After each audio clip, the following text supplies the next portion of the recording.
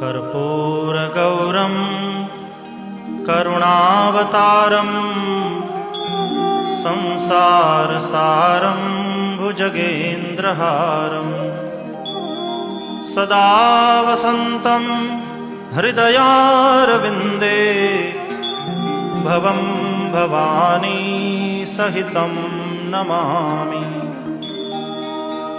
मङ्गलं भगवान् शम्भुः मङ्गलं वृषभध्वजः मङ्गलं पार्वतीनाथो मङ्गलायतनोहरः। सर्वमङ्गलमाङ्गल्ये शिवे सर्वार्थसाधिके शरण्ये त्र्यम्बके गौरी नारायणि नमोस्तुते।